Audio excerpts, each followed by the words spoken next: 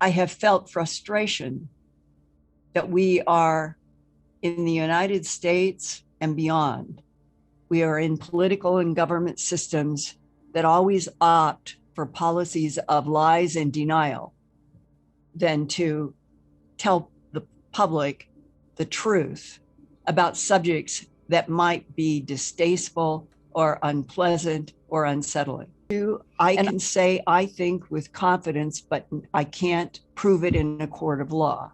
But I can say with confidence, animal mutilations take place every single year somewhere around planet Earth, sometimes multiple nations. There seem to be seasons of acceleration and increase in harvest and then reduction. But I think it falls into two categories. Sustenance for some, which is a nice word for food, and genetic harvest. And that the genetic harvest is truly applied to the creation of body containers that the non-humans can use for reasons that might range from camouflage to interact on this planet without humans knowing, all the way to deliberate genetic manipulation in experimentation that I think is ongoing on Earth. My whole goal is what facts, what firsthand testimonies, even if they have to be confidential, can you bring every week to keep expanding the reality that not only are we not alone in the universe, but that our government of the United States has known since World War II, and that we have an entire other nation, in a sense, that parallels the one we think of as our government, that is dealing with advanced technologies in our galaxy that we know about extraterrestrial intelligences. That's not a culture. That's not a movement. This is a reality of a revolutionary change as big as anything that has ever happened in the history of human civilization. We are approaching, finally, we're not alone in this universe. And in all of the letters and in all of the emails, by the end of each year, I mean, we're talking over 1,000, are people who have reached out to tell me about a being in their room, in a car, in a farm, a mutilation, an abduction, that the abductions themselves are like a bell-shaped curve of anything and everything you could ever imagine. But instead of people writing an email or hard letters with drawings, sometimes with photos, they aren't saying, I'm petrified. They're not saying, I'm terrified. They are often saying, these beings showed me this, taught me this. I have had dreams about this that help protect me. As if in some of the cases of what has already started happening is some kind of a dialogue in dreams, in telepathy. It's been going on for a long time. The Betty and Barney Hill case, 1961, probably the first well-known abduction. But what I'm trying to say is, in parallel, we are moving toward that hopefully James Webb announcement, and we will finally crack this huge lie. We're not alone. Meanwhile, all of these people around the planet are fellow human beings. They're not running scared. They want the truth to be the world's truth. That's what I get from people. It's what I want, because if we continue to live on a planet with 8 billion other humans, that every policy having to do with government and military priorities is to keep the entire planet from knowing we're not alone in the universe and that our own government is working with extraterrestrials. To me, the end of that kind of policy would be perverse. We have to get humans on planet Earth, whether they are the head of the Joint Chiefs of Staff or they run a restaurant in New York, whatever it is, we need to get humans back in some kind of a collaboration with each other that is not mistrust. I hate you because of your skin. All of that.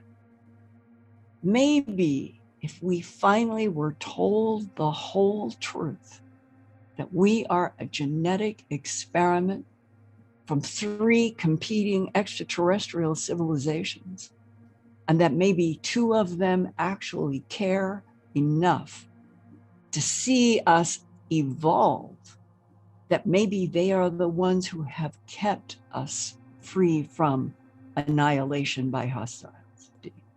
So we're already beginning to move out what could be the more perfect time for all of the leaders, all of the governments to stand up and finally tell the truth.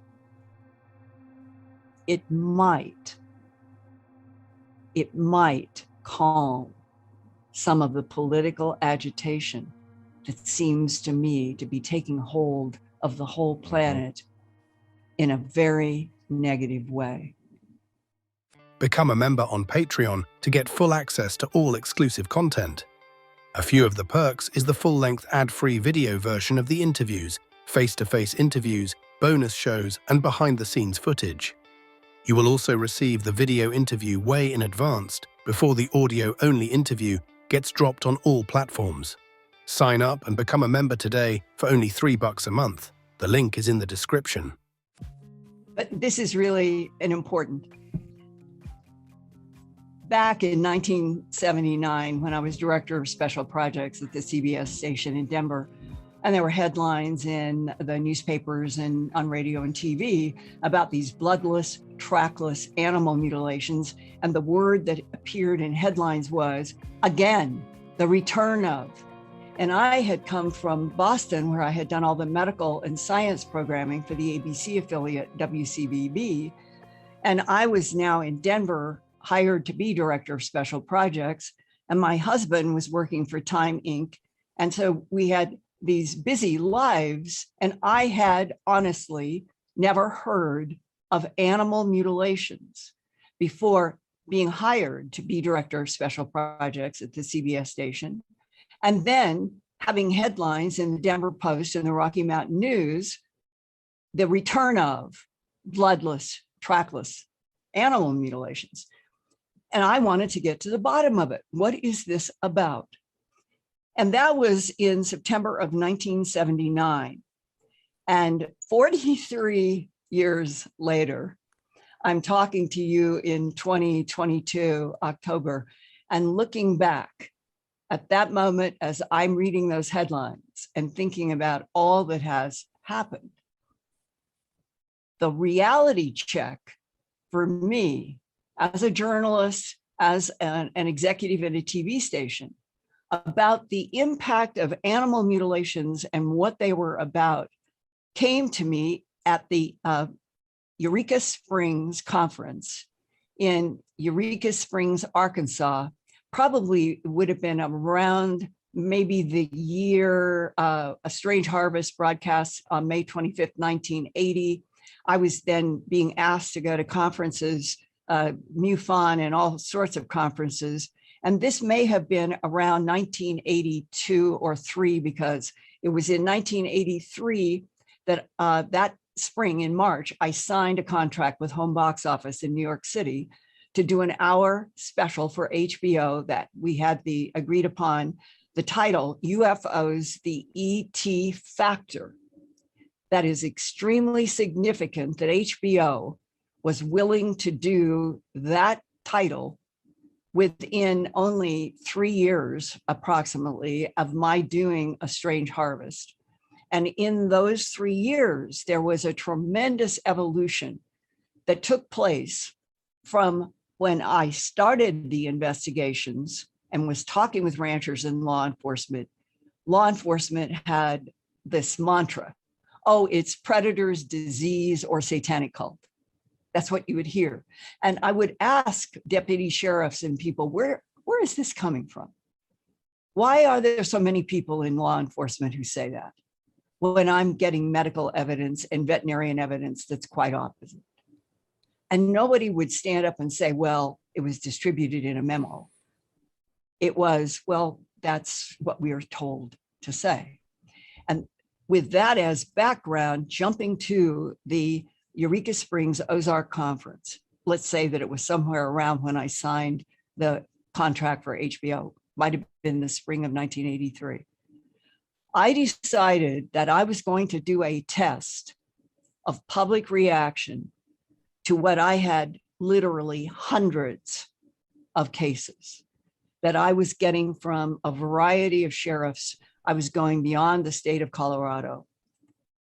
And so I put together a program to be presented in Eureka Springs at that Ozark conference, where I was showing to the Ozark audience that I had come to know in those 2 or 3 years, this is what they really are. Here's veterinarian pathology. And I went through a whole case after case after case after case. It was straightforward, strictly investigative presentation. Nothing having to do with entertainment, nothing having to do with TV. It was just straight, raw. Here is what I have to show you. And after I did that presentation, I had people walk up to me and said, we had no idea, but Linda, this is scary. And when I got that fresh reaction from Ozark, I was immune, because by then I had already become convinced in those 3 years from talking with law enforcement and ranchers who were eyewitnesses to UFO craft in the skies, to beams coming out of craft, people who had actually seen an animal rising in a beam of light or lowered in a beam of light. Where is any human technology that could do that? So I had an immunity, and I had a desire to constantly get to the bottom of it, accepting by then that the perpetrators, as Sheriff Tex Graves had told me in the interview I did with him in Logan County, Linda, the perpetrators of these bloodless, trackless animal mutilations are creatures from outer space. And I heard that from many people who would never stand in front of my TV camera. So now what I'm painting is a picture in which I, as a manager in a TV station office, a longtime investigative reporter in medicine, science, and the environment, those were my fields. I did not feel repulsion. I felt, I want to find out why this is happening. And that what I presented at that conference was, here is the data. You're looking at chests in which a veterinarian opened up a chest and there was no heart. If you take a 1,700-pound cow, the diameter of that heart is going to be approximately 9 by 11 by 12. They're huge. That's a heart of a grown cow. And this happened where the veterinarians would be called out by sheriffs, and they would be asked often to do necropsies fresh in the field, so time would not be moved in getting used up by getting them into a place in a town. And I have been through an entire necropsy on an animal with a professional veterinarian. It took about 3.5, 4 hours to do.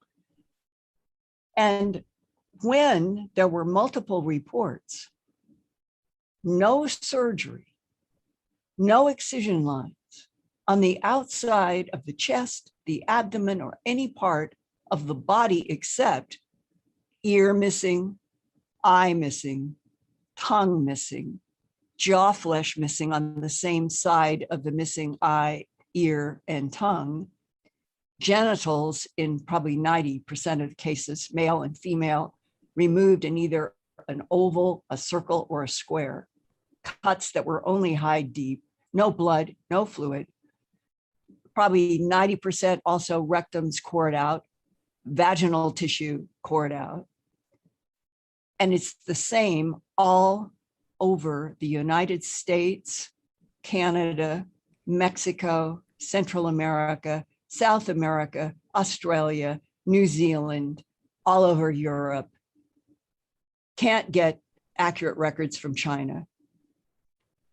India is the only nation on planet Earth that in all that work that I was doing in the 80s, I did this as a specific inquiry. Had anybody reported any bloodless, trackless animal mutilations of bovine in the nation of India ever? Was there any, could anybody? I even asked people at conferences, could you see if you could find anything on mutilations in India? The answer to this day in October of 2022 is I don't have a single case. I never found anything about a mutilation of an animal in the nation of India. And why is that interesting? It is the only nation on planet Earth that has a certain reverence for the bovine. And the bovine are close. They live closely with their human populations. And if the perpetrators of global bloodless, trackless animal mutilations are extraterrestrial biological entities, then they might be making a distinction about one population of humans that have a completely different relationship with cattle than all the rest of the world. What if there's an agreement going on though, Linda? You know, what if we're not the only ones that have an agreement with ETs? Maybe the powers that be or that are in India made an agreement with the ETs, possibly. It is an interesting question. And I humbly say, I don't know enough. I have no definitive answer to that. But what intrigued me was, what if there was or were spiritual and sociological differences made by extraterrestrial intelligences about something like the nation of India having a very intimate kind of relationship with bovines, and they did not mutilate any animals there. Your suggestion, this suggestion might be part of the fabric. But jump to where things are today. I think often of that Eureka Springs conference because many people told me they were afraid. They were scared after I presented the hard evidence. We humans are a puzzle. We seem to prefer to live with fantasies, and that much of our political climate for centuries is designed to keep the everyman always away from any upsetting information.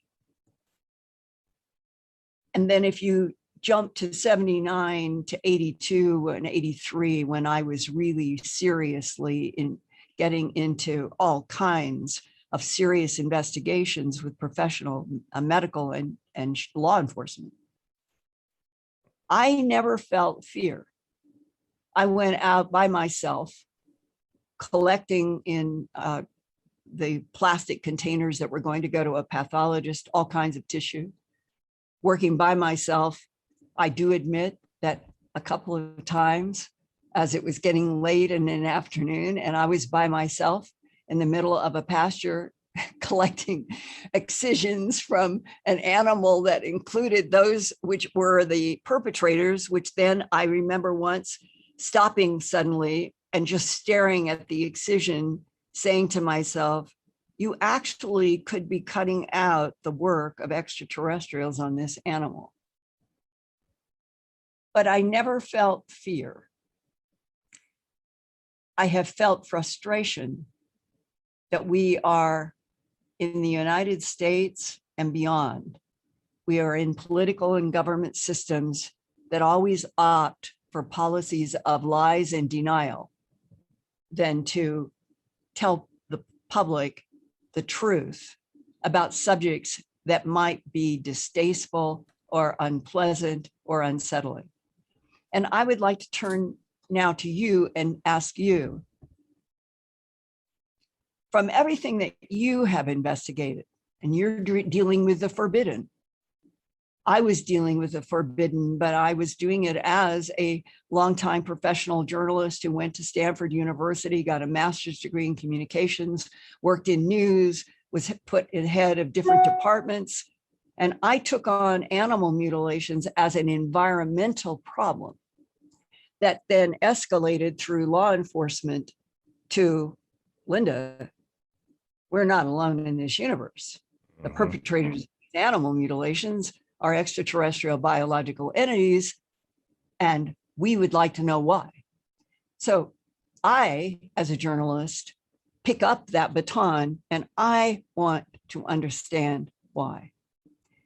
Today in 2022, I can say, I think with confidence, but I can't prove it in a court of law, but I can say with confidence, animal mutilations take place every single year somewhere around planet Earth, sometimes multiple nations. There seem to be seasons of acceleration and increase in harvest and then reduction. But I think it falls into two categories. Sustenance for some, which is a nice word for food, and genetic harvest.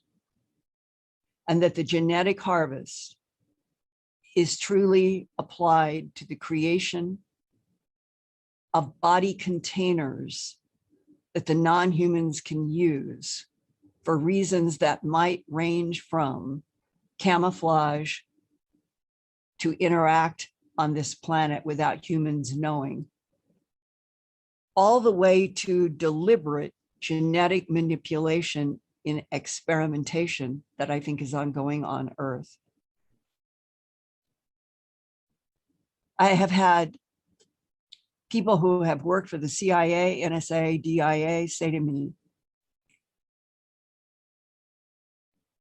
we can't argue with the work that you've done. We cannot argue with the documentary you've done. We can't argue with the books that you have done. But what we can argue is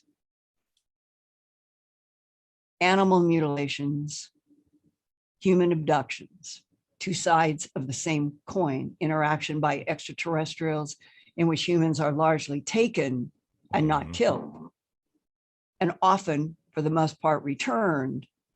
But it's the animals that then are put in this other category for a safe interface with the media, predators, disease, and satanic cults.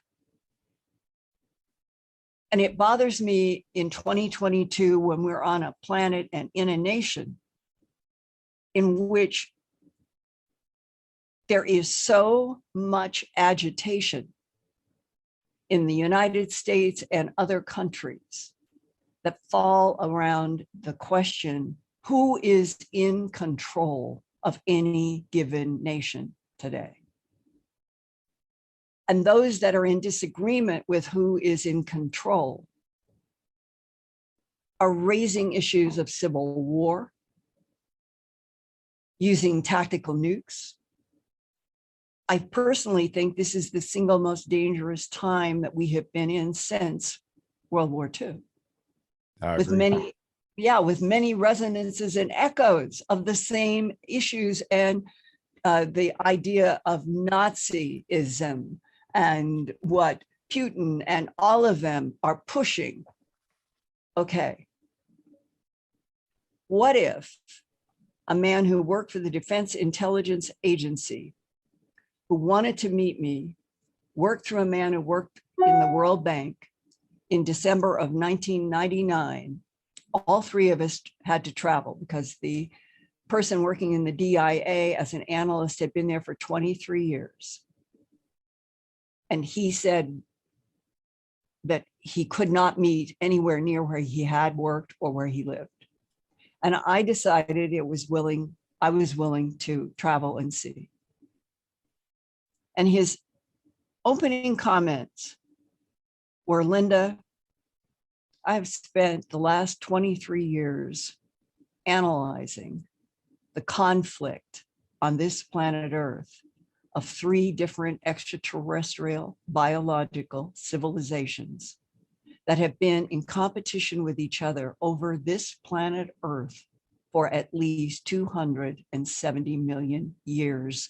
Our government has proof. And when I said, what is the proof? He said, if I told you, it would be too dangerous, not only for me, but for you. Now, I have a flypaper memory for things that really stick. I've always had that gift.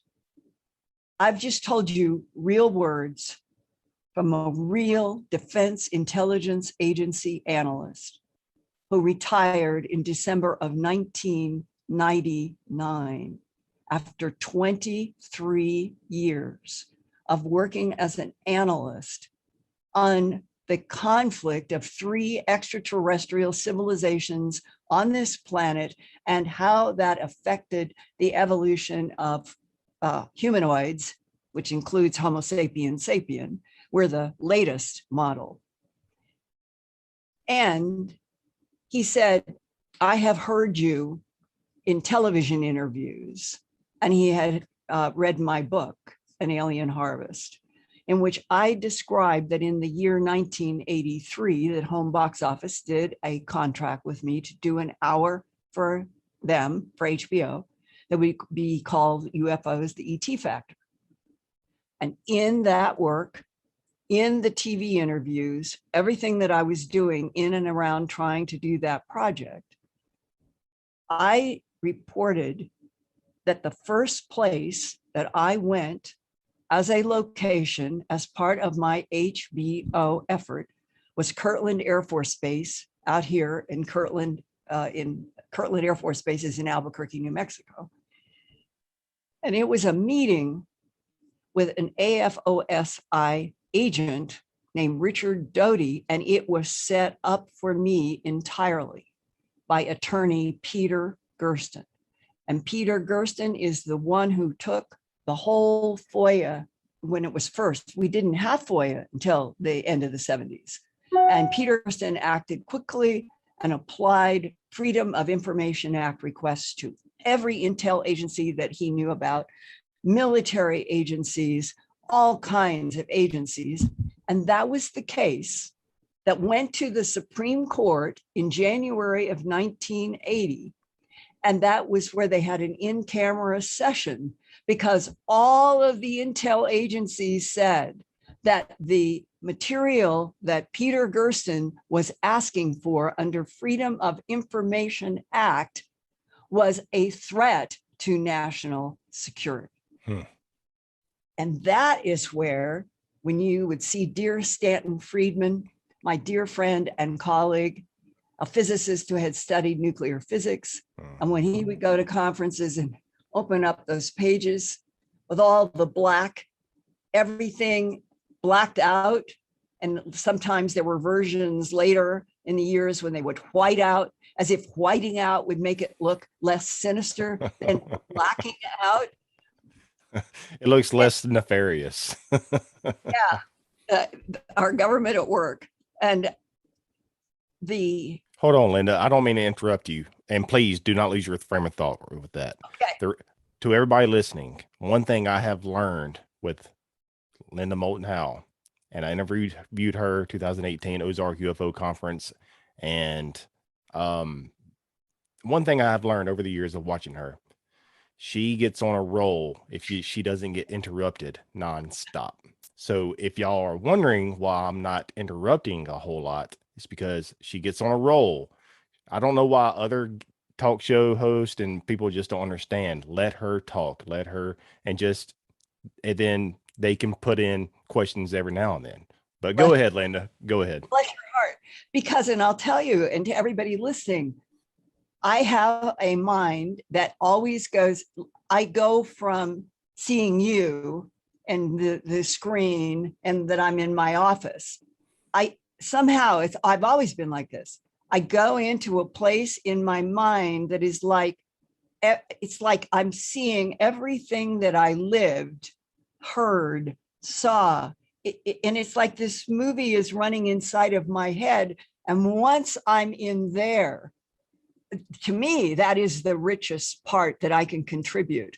And that if I'm allowed to just keep going, even though that breaks the rules of normal media, talk for a minute and get a question. Not here. I know that inside of me is a lot of stuff. And a lot of people aren't like you, though, Linda. A lot of people aren't like you. And I have usually I will ask a lot of questions while I guess. But I've learned even before, with that interview, I want you to continue here in just a second. But with that interview that we did, Ozark UFO Conference 2018, I got a lot of compliments. Thank you for not interrupting Miss Linda Moulton Howe. And I said, I've learned something a long time ago just watching you. Just whenever you get rolling, let that gold flow. You know what I mean? Let it flow. Let all that information flow and knowledge flow at all these years. But please go ahead, Linda. I love you for that.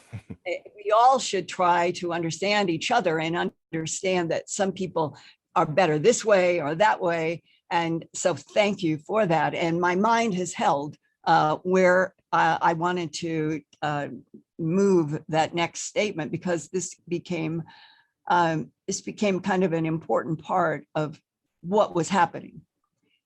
It was around Christmas, and I remember it was a Christmas card that I was holding, and I believe that it was the Christmas right after I had signed, well, not right after, but the Christmas of the year that I had signed the home box office contract and was trying to move that documentary forward, and I was being blocked all over the place by the government. And it was a Christmas card. Looked like a Christmas card, opened it up, a Christmas card, but in the top edge, our government does work with the Greys, comma, but they lie, period. The Greys. Yeah, I gave you the whole sentence in a Christmas card. And I have learned that a lot of intel people they use Christmas and the exchange of Christmas cards to get things because of the overwhelming idea that you can't screen everything that's going in Christmas. And so Christmas is a good time to get information to, let's say, an investigative reporter. And that's how it was given. That one sentence in that one Christmas card that I think was December of 1983, it was like, I believe Sheriff Tex Graves when he said the perpetrators of bloodless, trackless animal mutilations are creatures from outer space. Later, I would believe that the DIA analyst who told me that he had for 23 years studied conflict between 3 competing extraterrestrial civilizations on our planet, that they are both true. And if you stand back from those 2 positions and you add that sentence in that 1983 Christmas card, the Greys, in all of the panoply from 2 feet, 3 feet, 4 feet, 5 feet, 6 feet, 7 feet, maybe one type maybe gets up to a little taller than 7 feet, but they're not the 8-foot tall whites, right? A whole bunch. And what are all of the small ones? Artificial intelligence. It's a given today. It wasn't a given in 83. The Greys, for whatever reasons, are the ones that were associated with the crash in Roswell, crashes in Aztec, retrievals, being up in Los Alamos, being recorded in movies, telepathically, people who were translating grays. What happened in the probably mostly starting in the early 1980s? Everywhere you would go to conferences and people would be wearing hats with grays on them. There'd be grays on t-shirts. There'd be grays and all of these advertising. And I thought, who is behind this? What in the world has placed in children's hands, in clothes, all of this stuff about the grays in the 80s? And I'm looking through the lens of that Christmas card. The Christmas card made me look through that lens. Why would the whole planet be introduced to a particular type that would take off like wildfire in a kind of social kidding way if they lie? And that question and that contradiction has haunted me to this day. So what are the types interacting? What are the real motives? Are there friendlies? Are there neutrals? Are there real hostiles? I think the answer to all three is yes. Wow. The only thing I can think is, Linda, maybe with that emergence of the grays from the 80s, and I would even say before that, up into modern day. But what I think with that emergence is maybe there's some type of, and Jim Mars, this little alien guy, this little alien guy is named Jim after Jim Mars. But we all love Jim so much. Oh, Jim, wherever you are. But I have a book, his book, Sci Wars, somewhere. Sci Spies. But maybe there was a psychological war, Linda, with I guess the government or the rogue factions within the government and the population. Maybe those rogue factions, the deep state, whatever you want to call them, maybe they know the true purpose and the true agendas behind these grays. Just like you said, your government insider stated that they've been here for billions of years. 270 million. 170 million, I'm sorry. That they know the true agenda, true purpose. They know everything. And for them to keep the narrative in their favor, they put this Disneyland Hollywood spin to deceive us so that they control the real narrative behind the scenes, and that gives them more power.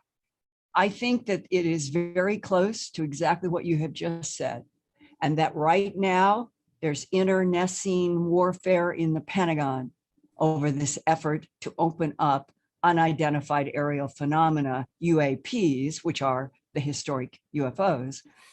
And I have a certain sympathy, I truly do, for Luis Elizondo. I think he has been exposed to real truths. He worked for Defense Intelligence Agency. They have been one of the critical agencies interacting between the Department of Defense and UFOs and ETs. I think that what Lou did by trying to bring out first those 6 or 7 observables, why this can't be human made, because it can go at 12,000 miles an hour and stop on a dime, absolutely no inertial movement forward.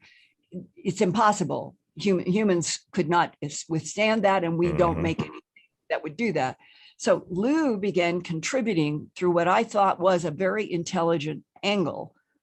What are the observables of the UFO UAPs that don't fall into any category of human-made, human-known physics? Let's look at what these things do that we cannot do. And then they have added in the last 5 or 6 months, you've seen headlines. Humans have suffered physical damage in the presence of UAPs. That's the John Burroughs case in England. I worked with John for years. I know that case better than probably any other military case I've ever worked on. And John Burroughs ends up finding that our government had files on him that are still, they're completely not given out to the public or to John, but that he has been told that he was studied, or they put him in the category of what they had learned in the 80s, that UFOs emit terahertz frequencies. And terahertz frequencies, depending upon what the frequency is, can interact with anything that is chambered. The heart in a human is the most chambered, but anything that has spaces in it, that's where the terahertz can cause high frequency vibrations, cause heart damage, cause brain damage, cause other damages. So now we're at a point in 2022 where I would say for the first time in the last year, that there have actually been admissions that there is a physical danger of humans, military or otherwise, in close proximity to quote unquote UFO UAPs. So now the landscape is being forced open by people who actually do have real knowledge, but they're doing it step by step and doing it carefully. And that's why the question, who is friendly, who is neutral, and who is outright hostile, is to me the most important question. I understand from people with a military background, they say you can't tell the public anything like that, Linda. People will panic. I have been doing a conference presentation. I think I started, the first version was in 2017. And I have done several. I'm always evolving. It's not the same, but the title is the same, having to do with non-humans, friendly, neutral, hostile. The person who brought all that to my attention was Jim Mars when he did Sci-Spies. And I'm reading, and he and I were talking about what have the remote viewers seen? And that's what he was focused on in Sci-Spies. And what you begin to realize is that there were remote viewers, and they were remote viewing all three. So Project Stargate, Lynn Buchanan, he was part of Stargate, a great remote viewer. He said all of them, because they don't talk about what they're doing, and they don't even know what their task until much later. But when they would find out and finally talk with each other about things that they had done before, they find that all of them had a task. Is there other life in this universe? And every one of them got the universe is teeming with consciousness and life. What about, are they friendly? Are they neutral? Are they hostile? They all got, there are friendlies, there are neutrals, and there are real hostiles. Just like our government, Linda, because I believe that we have friendlies and we have hostiles. We have these couple factions within our government that are, there's a secret hush hush war going on behind the scenes with this information, UAPs or UFOs and extraterrestrial life. And I was just going to ask you, do you think that the United States of America, a government of, by, and for the people in its original birth, should have policies of denial about extraterrestrial biological civilizations in the Milky Way galaxy and beyond, because they don't think people can handle the truth? And what happens?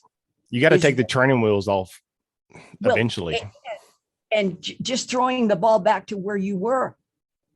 If we have a government that for 80 some years since World War II has had nothing but policies of denial and lies about extraterrestrials that we have worked with, that are underground, that we know that they have bases in Ganymede and beyond. Then what did we do? Maybe without intent in the beginning, but certainly here is the cause and effect. We now have a government that is run by unknowns, in the secret, in the shadows, in the underground labs. And what is their biggest treasure? It is their power over everything. Information. Policies of denial and lies about something as significant as, no, we are not alone in this universe. Yes, there are extraterrestrial biological entities. Are we working with some? Absolutely. Why can't we have that dialogue? And Linda, I actually did, which just like I stated a while ago, and I knew not to interrupt you because you get on a flow, but I did write a few questions down, and I'm glad you brought that up because it goes to say, how do we know who to trust, Linda? Right. So check this out, Linda. To play devil's advocate, maybe not to you, but to others out there. And I'm an open book, just so everybody knows. With all these big dogs in the political arena coming forward since 2017, is it possible that we are dealing with two factions, like I stated a while ago, like in the X-Files, with the cigarette smoking man and the deep throat characters? And I also feel like there is a silent war going on behind the scenes with these dualistic factions. Is it possible that we are being used like Fox Mulder was being used? Yes, he was given breadcrumbs of truth from these characters, but most of the time he was given breadcrumbs of truth that steered him in the wrong direction, while those in the shadows were keeping the entire truth and narrative to themselves for their own political gain. Is it possible that we, as the UFO community, are given only tidbits of truth by these political figureheads while they misdirect the real truth so they can keep the narrative to their favor? Can't you hear Jim Mars in his low laugh? Well, what do you think? Jim would say. Absolutely. So how do we move forward though, Linda? How do we move forward? Because you don't know who to trust, because there's a silent war. Trust me, I have truly tried. Other than you, I was talking about like the political arena. Yeah, no, you're right. A really good question of trust in a lot of different directions. But there are a few of us who really, really have tried really hard, myself included, to at least try to get insights, whether they are documents, whether it is talking with people that I can never put on camera, and using a kind of journalistic instinct that you then do deeper dives. And my approach, just to throw the ping pong ball back to you, it has always been, if I have information that seems startling, how many other people, without them knowing anything about my source or the content, how many other people, if I ask a question related, will have more information? And I would say that has been one of my main approaches, is test material on a variety of people. And when you get several returns, you know that becomes a bigger, and that's how several pieces in my work, they keep rolling forward. I am convinced that we have starships, and we have been working with tall whites and Nordics. I think this is absolutely true. And that there is the USS Curtis LeMay and a couple of others, and they have been out to other solar systems in this little arm of the galaxy. And when I have reported it and done it on my Earth Files YouTube channel and at Earth Files, I will get almost every single time, maybe within a week or two, it will come either through a proton mail, or what I have found that a lot of people are using today is nothing to do with computers. I get amazing material through the US mail. So people are going backwards out of digital that is possibly dangerous, good mail. And it is almost like a litmus test. If I can raise a subject with some facets, I can't prove, but I can raise, let's say, about that we have starships that we have been able to evolve with the tall whites and the Nordics that are trying to reasons that are not clear, and raise another question: why would extraterrestrials have a vested interest in 21st century humans? That is a very strange question. But assuming that they do, assuming that they actually are trying to help us, that they see that we have been abused, that we are a species of genetic manipulation.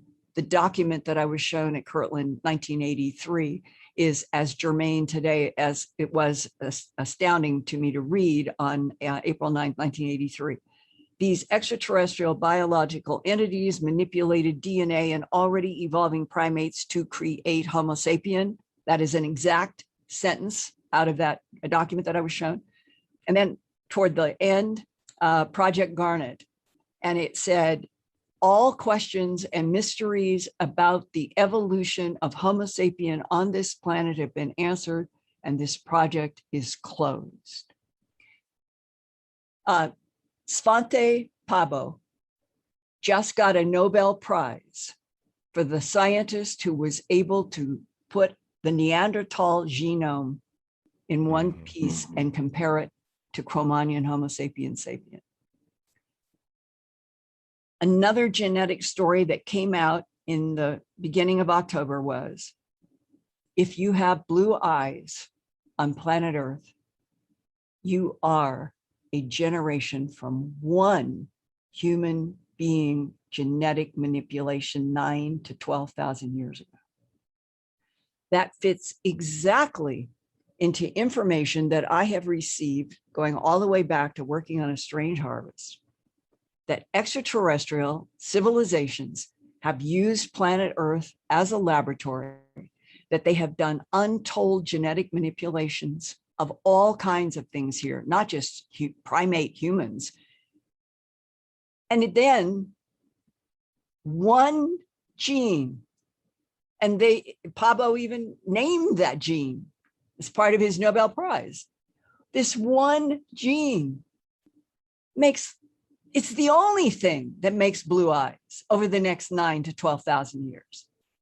Well, doesn't that fit neatly into extraterrestrial biological entities have manipulated DNA in already evolving primates over the last 45,000, over the last 100 million? Therefore, now we're at the big box. It's where I guess most of my thoughts and reading this day are about. The big box is Earth is an extraordinary planet. It may have an almost unique balance between land and water. And that when that Defense Intelligence Agency analyst said, our government has proved that 3 extraterrestrial biological civilizations have been in conflict over this planet because of the laboratory experiments that they each want to do, and they're in conflict over. Take that lens to today. How preposterous that we are still, by October 6th, 5th, 6th, October 6th, 2022. How preposterous that we still are on a planet that pretends, thinks, is told we are the only organic biological life form in this entire universe, that the Webb telescope photos, they've estimated there might be 3 trillion galaxies implied in one of those photos. Doesn't that right there, just those sentences, take all of the last 80 years, all of the centuries, and boil it down to why? Why wouldn't Homo sapiens sapien have been told the truth long, long ago? Who is gaining by keeping this strange box around planet Earth? You are the only life in the universe. Who gains from that and why? And that's why I'm just cheering that they will use the James Webb Telescope this coming spring. I've been told April might be a month, depending upon geopolitical consequences of things going on. But if they would use the James Webb to just do one thing, show that it looks like this when they go into chemistry and they're showing chemistry in an exoplanet. And all they need to do, because they've been showing it a lot and everybody's getting used to, the James Webb can aim at planets, exoplanets, and come back with this is how much hydrogen, oxygen, and so forth. And have the worldwide, all at the same time, night, day, the headline. We finally have proof we're not alone in the universe. The chemistry on planet 4 of the TRAPPIST-1 solar system, the chemistry can only have been produced by biological life. That makes the discovery out there, safe distance. People can look at chemistry. It isn't a gray or a white or a blue or whatever standing in front of us. And now we will start unfolding the existence of other life in the universe safely through the Webb telescope. And then eventually it has to happen. The tall whites, the Nordics, the grays, the blues, the praying mantises, all of them, they have to somehow be introduced because they exist. It's real. Okay, Linda, time's running out for this time. So how do you see this UFO culture, is what I like to call it, and disclosure down the road? Are things hopeful for this community and for humanity? Every Wednesday night, I come together on my Earth Files YouTube channel live. We have an audience now that's about 220,000. And it keeps growing. And I think about all of these people that are tuning in for an hour on a Wednesday night to talk from my point of view about as many things as I can share that have to do with journalism, fact, science, as it relates to this whole huge issue, are we alone in the universe? And that there are all of these people in all of these countries that come every week, and they then send me their stories. I get at least 100 handwritten or typed letters every week. And then there are hundreds of emails. And what is unfolding in front of me as I'm trying, as a longtime investigative journalist that I've always been, and a documentary filmmaker, my whole goal is what facts, what firsthand testimonies, even if they have to be confidential, can you bring every week to keep expanding the reality that not only are we not alone in the universe, but that our government of the United States has known since World War II, and that we have an entire other nation, in a sense, that parallels the one we think of as our government, that is dealing with advanced technologies in our galaxy that we know about extraterrestrial intelligences. That's not a culture. That's not a movement. This is a reality of a revolutionary change as big as anything that has ever happened in the history of human civilization. We are approaching, finally, we're not alone in this universe. And in all of the letters and in all of the emails, by the end of each year, I mean, we're talking over 1,000, are people who have reached out to tell me about a being in their room, in a car, in a farm, a mutilation, an abduction, that the abductions themselves are like a bell-shaped curve of anything and everything you could ever imagine. But instead of people writing in email or hard letters with drawings, sometimes with photos, they aren't saying, I'm petrified. They're not saying, I'm terrified. They are often saying, these beings showed me this, taught me this. I have had dreams about this that help protect me. As if in some of the cases of what has already started happening is some kind of a dialogue in dreams, in telepathy. It's been going on for a long time. The Betty and Barney Hill case, 1961, probably the first well-known abduction. But what I'm trying to say is, in parallel, we are moving toward that hopefully James Webb announcement, and we will finally crack this huge lie. We're not alone. Meanwhile, all of these people around the planet are fellow human beings. They're not running scared. They want the truth to be the world's truth. That's what I get from people. It's what I want, because if we continue to live on a planet with 8 billion other humans, that every policy having to do with government and military priorities is to keep the entire planet from knowing we're not alone in the universe and that our own government is working with extraterrestrials. To me, the end of that kind of policy would be perverse. We have to get humans on planet Earth, whether they are the head of the Joint Chiefs of Staff or they run a restaurant in New York, whatever it is, we need to get humans back in some kind of a collaboration with each other that is not mistrust. I hate you because of your skin. All of that.